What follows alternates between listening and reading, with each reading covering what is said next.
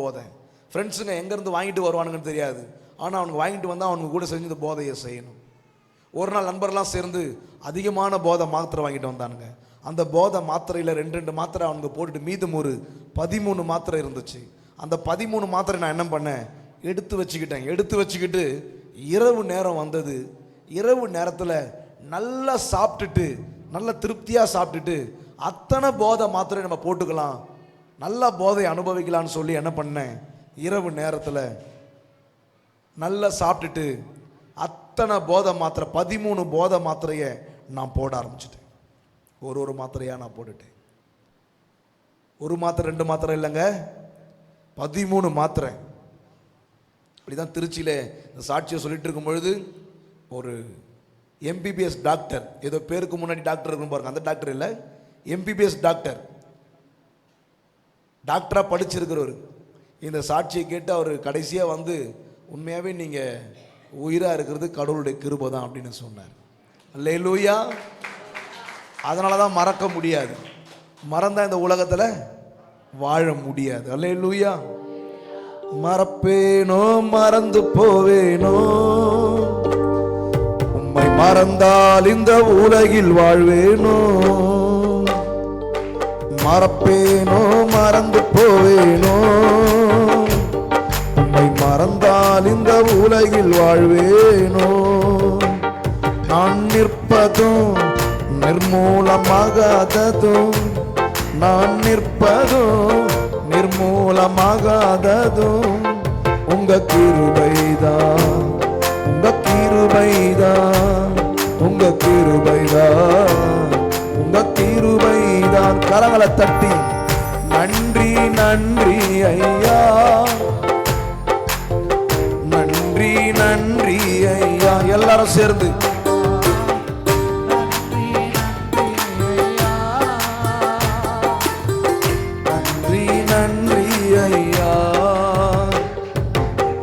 கருவினிலே கண்டவரே நல்லவரே உமக்கு நன்றி. கருவினிலே கண்டவரே நல்லவரே உமக்கு நன்றி, உமக்கு நன்றி, உமக்கு நன்றி, உமக்கு நன்றி, உமக்கு நன்றி. நான் நிற்பதும் நிர்மூலமாகாததும், நான் நிற்பதும் நிர்மூலமாகாததும் உங்க கிருபைதான், உங்க கிருபைதான், உங்க கிருபைதான். கிருபைதான். நன்றி அப்பா, நன்றி ஐயா, நன்றி ஐயா, நன்றி அப்பா,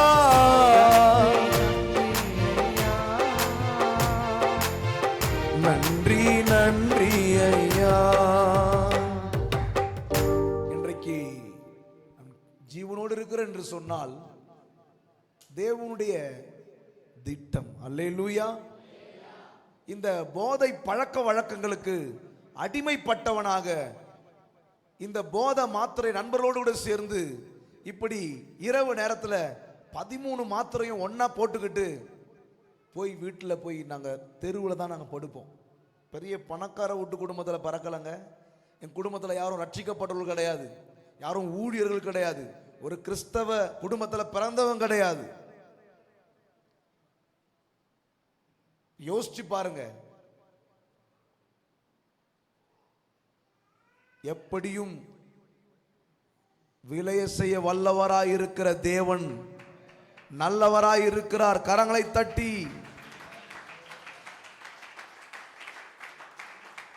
அந்த 13 மாத்திரையும் போட்டுக்கிட்டு வீட்டுக்கு வெளியில பாட்டி வீட்டுக்கு வெளியில ஸ்ட்ரீட்ல தான் நாங்கள் படுப்போம்.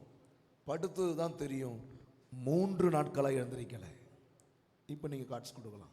3 நாட்களாக எழுந்திருக்கலை. 1 நாள் கிடையாது, 2 நாள் கிடையாது, எத்தனை நாள்? 3 நாட்களாக எழுந்திருக்கலை.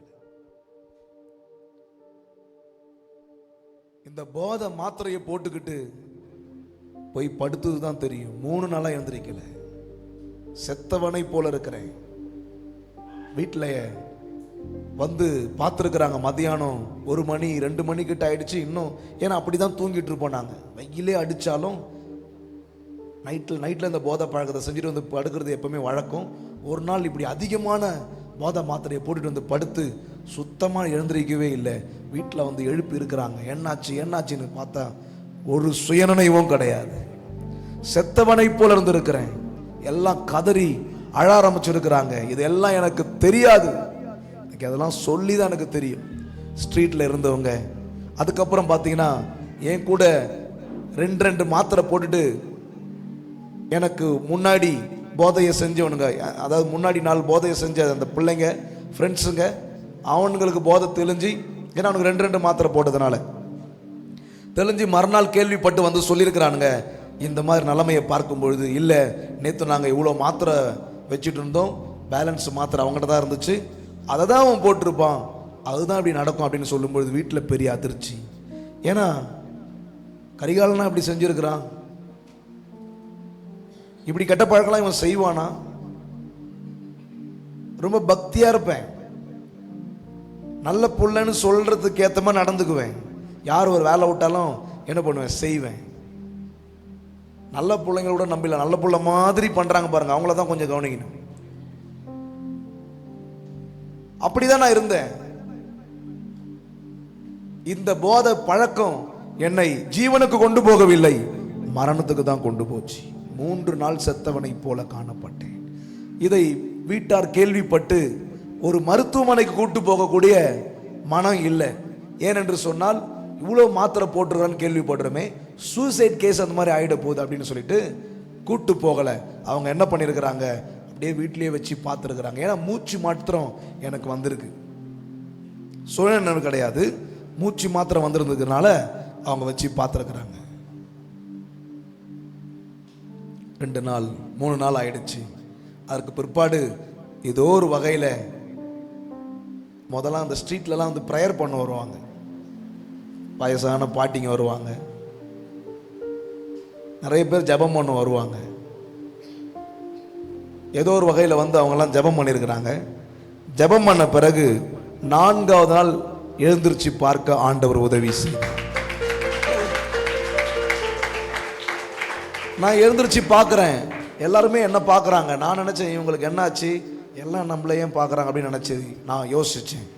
அதுக்கப்புறம் தான் எனக்கு விஷயம் தெரியுது, இப்படிப்பட்ட சம்பவம் நடந்திருக்கு அப்படின்னு சொல்லிட்டு. அன்பான தேவனுடைய பிள்ளைகளே, அதற்கு பிற்பாடு நான் நடந்து போயிட்டே இருப்பேன், கால் வராமல் கீழே விழுந்திருக்கிறேன். அதெல்லாம் எனக்கு புதுசாக இருந்தது, கால் வரலை கீழே விழுந்திருக்கிறேன். அதற்கு பிற்பாடு பார்த்தீங்கன்னா படுத்துட்டு இருக்கும் பொழுது கை வரலை, ஷோல்டர் மட்டும்தான் வேலை செய்யும். ஐயோ கை வரல அப்படின்னு சொல்லிட்டு இந்த கையால் அந்த கையை தூக்கி இருக்கிறேன். கை கால் விழுந்தருடைய நிலைமை என்னால் உணர முடியும். இந்த போதை வஸ்துக்கள் எனக்குள்ளே ஊறினபடினாலே நாளடைவில் எனக்கு வலிப்பு வியாதி வந்துருச்சு. படுத்துட்டு இருக்கும் பொழுதெல்லாம் ஃபிக்ஸ் வர ஆரம்பிச்சிருச்சு. இன்னைக்கு மாத்திரமல்ல, எங்க சாட்சி சொன்னாலும் எனக்கு அழ வராம இருக்காது.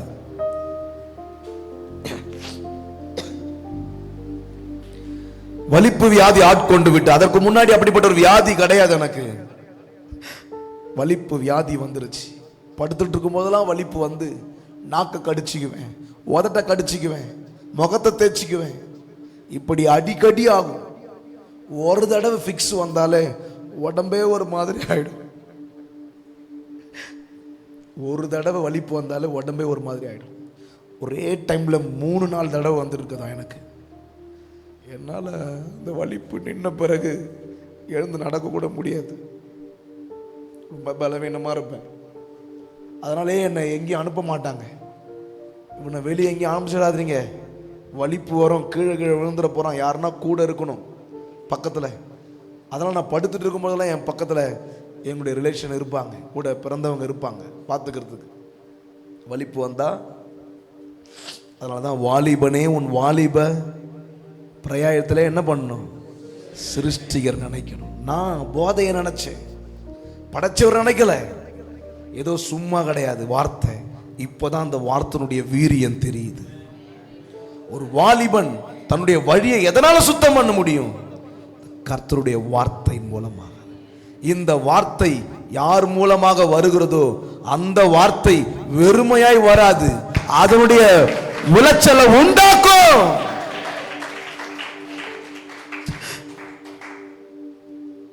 தாமதமாகலாம், ஆனா தாமதமாகலாம். என்னைக்கோ எங்க மாமா கூப்பிட்டு போய் சபையில கூப்பிட்டு போய் ஞானசாலாம் கொடுத்து எல்லாமே முடிச்சாச்சு. ஆனா என்னுடைய வாழ்க்கை மாறல, என்னுடைய புத்தி மாறல, அதை பற்றி பெருசா தெரியல. ஃப்ரெண்ட்ஸும் கூட சேர்ந்து போதையினால செத்து போகக்கூடிய நிலைமை. அதற்கு பிற்பாடு வலிப்பு வியாதியில் அவதிப்பட்டு கொண்டிருக்கிற நிலைமை. இந்த வலிப்பு வியாதி நிமித்தம் அன்பான தேவனுடைய பிள்ளைகளே, ஒவ்வொரு நாளும் வலிப்பு வியாதி எப்படி இருக்கும் யோசிச்சு பாருங்க. ஒரு வேலைக்கு போக முடியாது, நிரந்தரமான வேலை கிடையாது. ஒரு ஆட்டோ மெக்கானிக், ரொம்ப சோர்வாக இருக்கும், வேலை செய்ய முடியாது, வந்து படுத்துக்குவேன். இப்படி தான் நிலைமை. வெளியும் அனுப்ப மாட்டாங்க. ஒரு சைக்கிளில் போக முடியாது, போகாதன்னு சொல்லுவாங்க. ஏன்னா கீழே வலிப்பு கீழே விழுந்து பின்னாடி வண்டி அதான் ஏற்றிட்டு போகுது அப்படின்றதுக்காக வெளியே அனுப்ப மாட்டாங்க. பிரதர், எங்கேயும் வெளியும் போக மாட்டேன், எங்கள் ஏரியாவை விட்டு எங்கேயும் போக மாட்டேன், எங்கள் இடத்த விட்டு எங்கேயும் போக மாட்டேன், அங்கேயே தான் ரவுண்ட்ஸில் இருப்பேன். எப்படி வருமானம்? குடிச்சு எங்கள் அப்பாவும் இறந்து போயிட்டார். நாங்கள் மொத்தம் 5 பேர். வாழ்க்கையில் ஒரு உயர்வு இல்லை, ஒரு மேன்மை இல்லை.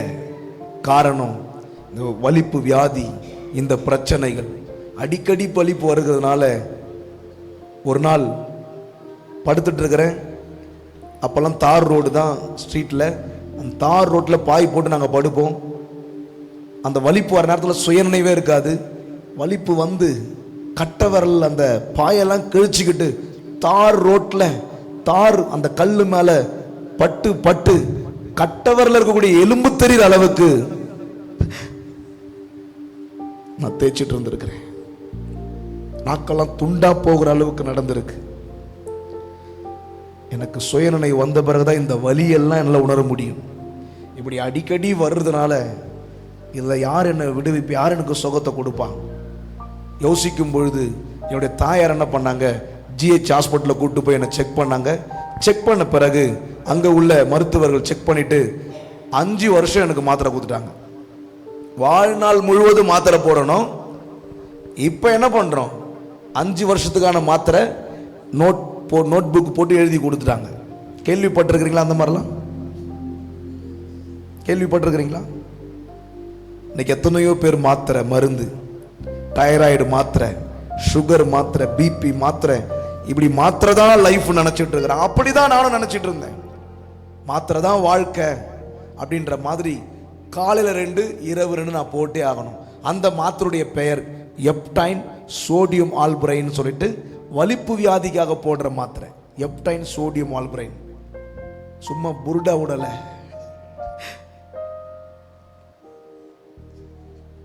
இந்த மாத்திரையை விடாம நான் போடணும்.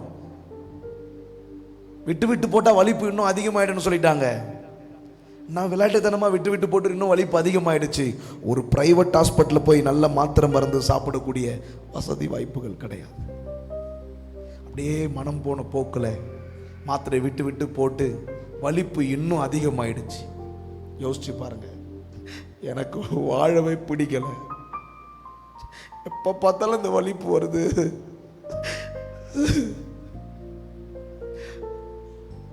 இந்த வலிப்பு வியாதி போகாத நம்மளை விட்டு.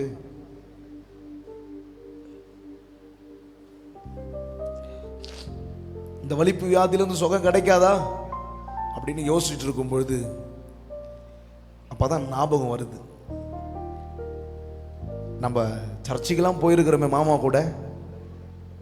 அப்போ ஏசப்பாவால முடியும். அப்பதான் ஞாபகம் வருது. அல்லேலூயா.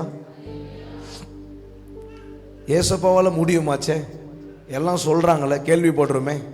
அதனால நாம ஏசப்பாவை நோக்கி பார்க்கலாம். அவர் சுகத்தை கொடுப்பார் அப்படின்ற மாதிரி எனக்குள்ள ஒரு சின்ன ஒரு விசுவாசம். ஜெபம்லாம் பண்ண தெரியாது, இருந்தாலும் ஏசப்பா எனக்கு சுகத்தை கொடுங்க, இல்லைன்னா இந்த லைஃபே வேணாம், இந்த வாழ்க்கையே வேணாம், நான் செத்து போகணுன்ற மாதிரி இருக்கு அப்படின்ற மாதிரி என் மைண்டில் அப்படி இருக்கு, யோசிக்கிறேன் நான். ஏன்னா அடிக்கடி வலி போகிறது, எங்கே விழுந்து என்ன அவன் தெரியாது. சில பேர் என்னை கிண்டலுக்கு கூட வலி பிடிச்சிடணும்னு கூப்பிடுவாங்க. இப்படிலாம் நடக்குது, எனக்கு கஷ்டமாக இருக்குது. இந்த வலிப்பை நினச்சாலே ஒரு மாதிரி பயமாக இருக்குது. அந்த வலிப்பு வர இந்த டைமில் பார்த்தீங்கன்னா ஒரு மாதிரி இருக்கும் உடம்பே, என்றைக்கும் நினைக்கிறதுக்கே எனக்கு பிடிக்கல. அப்படிப்பட்ட ஒரு பிரச்சனை. அதனால் எனக்கு சுகத்தை கொடுங்க, இல்லைன்னா எனக்கு இந்த லைஃபை வேணாம் அப்படின்ற மாதிரி நான் நினைக்கக்கூடியவனாயிட்டேன். ஒரு வெறுப்பு வந்துருச்சு, விரக்தி ஆயிடுச்சு.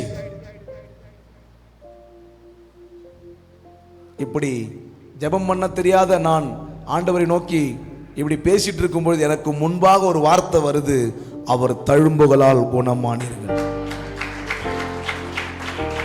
அதுக்கு முன்னாடிலாம் இதெல்லாம் படிச்ச மாதிரிலாம் எனக்கு தெரியல, இதெல்லாம் படிச்ச மாதிரிலாம் எனக்கு தெரியல. அதுக்கப்புறம் தான் என்ன பண்ணேன், எனக்கு பைபிள் கிடைச்சது. பைபிள் கிடைச்ச பிறகு இந்த வசனங்கள்லாம் வாசிக்கும் பொழுது கொஞ்சம் வார்த்தைகள்லாம் கேட்க ஆரம்பித்தேன். கேட்கும் பொழுது அவர் தழும்புகளால் குணமானீர்கள், பலவீனனும் தன்னை பலவான் என்று சொல்லுவானாக, என்னை பலப்படுத்துகிற கிறிஸ்துவினால் எல்லாவற்றையும் செய்ய எனக்கு பலன் உண்டு. இப்படிப்பட்ட வார்த்தைகள்லாம் கேட்க கேட்க இப்ப எனக்குள்ள விசுவாசம் உண்டாகுது. அல்லேலூயா, அல்லேலூயா. விசுவாசம் வருது. விசுவாசம் என்ன பண்ணும்? விசுவாசம் சும்மா இருக்காது, வந்துடுச்சுன்னா விசுவாசம் பேசும். விசுவாசித்தேன், விசுவாசிச்சா பேசும். சில பேர் விசுவாசிங்களே பேசாம இருக்கிறாங்க வெளிநாட்டில். அல்லேலூயா. சில இடங்கள்ல விசுவாசிக்கிற ஊழியர்களே பேசாம இருக்கிறாங்க, இங்க இல்ல, வெளிநாடுகள்ல. அல்லேலூயா. ஆனா வசனம் சொல்லுது, விசுவாசித்தேன் ஆகையால் என்ன பேசுற? எதை விசுவாசிக்கிறனோ அதை பேசுறேன். கரங்களை தட்டி. எதை விசுவாசிக்கிறனோ அதை பேசுறேன். இப்ப நான் தரிசித்து நடக்கல, விசுவாசித்து நடக்கிறேன். அல்லேலூயா. வார்த்தை மாறுது, இனிமே எனக்கு வலிப்பு வராது, நான் நல்லாயிட்டேன், ஏசப்பா எனக்கு சுகத்தை கொடுத்துட்டாரு அப்படின்னு சொல்ல ஆரம்பிக்கிறேன். பாக்குறவங்ககிட்டலாம் சொல்றேன். அவங்க என்னமா சொல்றாங்க, இந்த பையன் சும்மான சர்ச்சுக்கு போயிட்டு வந்து கையில் ஒரு பைபிளை வச்சுக்கின்னு மென்டல் ஆயிட்டான் போல, ஏசப்பா சுகத்தை கொடுத்துட்டாரு, வலிப்பு வராதுன்னு சொல்லிட்டுக்கிறான். உண்மைதான். 2 நாளில் இவங்க கிட்டலாம் சொல்லிட்டு விசுவாசமா சொல்லிட்டு இருக்கிறேன், 2 நாளில் வலிப்பு வந்துடும்.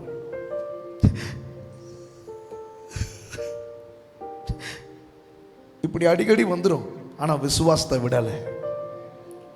விசுவாசமானது நம்பப்படும் உறுதியும் காணப்படாத வெளி நிச்சயம்.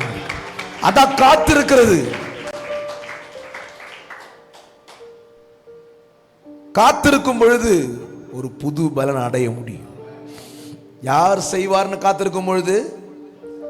கர்த்தர் செய்வார்னு காத்திருக்கும் பொழுது, கர்த்தர் செய்வார்னு காத்திருக்கும் பொழுது ஒரு புது பலன் நிச்சயமாய் உண்டு. அப்படி விசுவாசித்து சொல்ல சொல்ல மற்றவங்க பார்க்க பொழுது வலிப்பு மறுபடியும் வந்திருக்கிறது வழக்கமாக வந்துச்சு தான். ஆனாலும் விசுவாசத்தை விடலை. மறுபடியும் வலிப்பு நின்ன பிறகு மறுபடியும் எழுந்து எனக்குள்ள இருந்து இப்படி தான் வர ஆரம்பிச்சிருச்சு. எனக்கு வலிப்பு வராது, நான் நல்லாயிட்டேன், நான் நல்லாயிட்டேன். ஏன்னா பலவீனனும் தன்னை பலவான் என்று சொல்லுவானாக. அப்ப பலவீனன் தான் பலவான்னு சொல்லணும். கரங்களை தட்டி. பலவான் இல்ல, பலவான் கிடையாது, பலவீனன் தான் பலவான்னு சொல்லணும். இங்க எத்தனை பேர் பலவீனமா இருக்கிறீங்க? நீங்க தான் பலவான்னு சொல்லணும். கரங்களை தட்டி. Glory, glory, glory to God. அப்படி சொல்ல சொல்ல இன்னைக்கு வலிப்பு வியாதி இல்ல இல்ல, மாத்திரை மருந்துல இருந்து பரிபூரண சுகத்தை ஆண்டவர் கொடுத்து,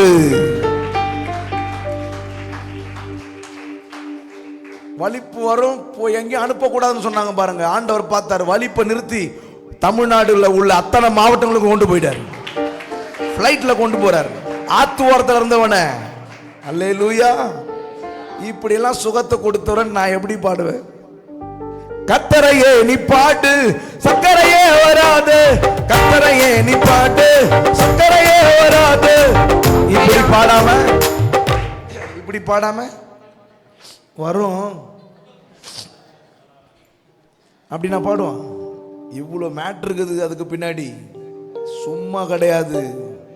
விசுவாசிக்கிறவன் தான் பேச முடியும். விசுவாசிக்கிறவன் தான் பாட முடியும்.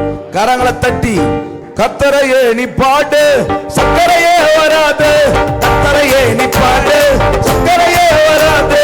ஹாப்பியாக பாடு, பிபியே வராது. ஹாப்பியாக பாடு, பிபியே வராது. துதிப்போமா தேவனே, பாடுவோமா கத்தரை. எல்லாரும் துதிப்போமா தேவனே, பாடுவோமா கர்த்தரை. ஆராதிச்சு பாரு, ஹார்ட் அட்டாக் வராது. துதிச்சு பாரு, சோர்வே இருக்காது. ஆராதிச்சு பாரு, துதிச்சு பாரு, சோர்வே இருக்காது. துதிப்போமா தேவனே, பாடுவோமா கர்த்தரை. துதிப்போமா தேவனே, பாடுவோமா கர்த்தரை. கைய தட்டி பாடு, கைய தட்டி ஜோரா தட்டி. நீங்க தட்டும் பொழுது அற்புதம் நடக்குது. அல்லேலூயா. கைய தட்டி பாடு, கைய தட்டி பாடு, கைவலி வராது. கைய தட்டி பாடு, கைவலி வராது. நடனமாடி பாடு, கால்வலி வராது. நடனமாடி பாடு, கால்வலி வராது. துதிப்போமா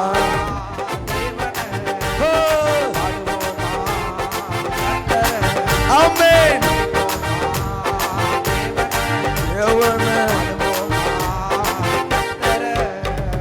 கைய தட்டி பாடு, கைவலி வராது.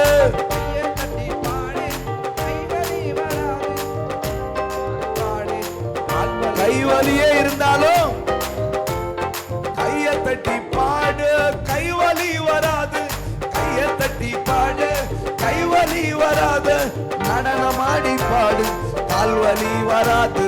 நடனமாடி பாடு, கால்வலி வராது. துதிப்போமா தேவனே, கர்த்தரை. எல்லாரும் துதிப்போமா தேவனே, பாடுவோமா கர்த்தரை. வாயை திறந்து பாடு, வாய்வலி வராது. வாயை திறந்து பாடு, வாய்வலி வராது. வாயை திறந்து பாடு, வாய்வலி வராது. வாயை திறந்து பாடு, வாய்வலி வராது. வாயை பார்க்கிறேன்.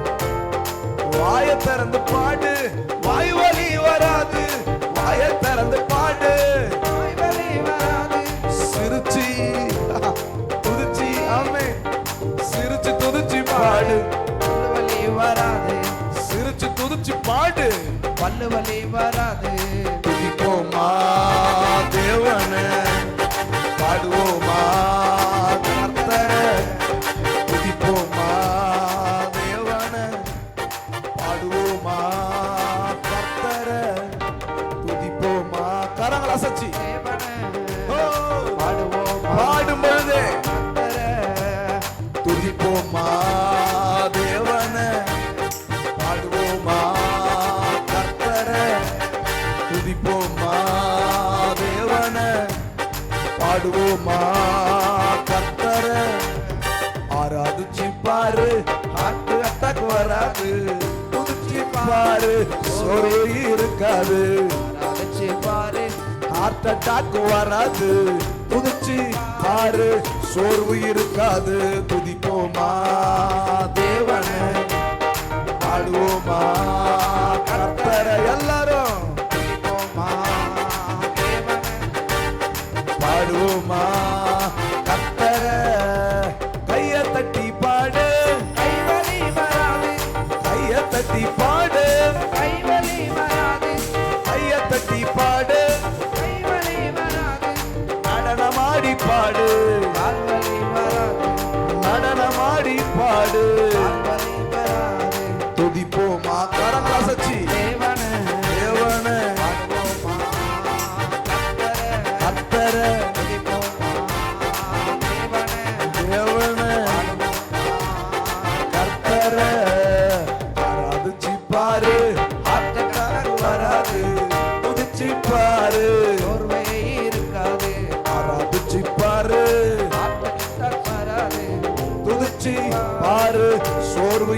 பாடாது துதிப்போமா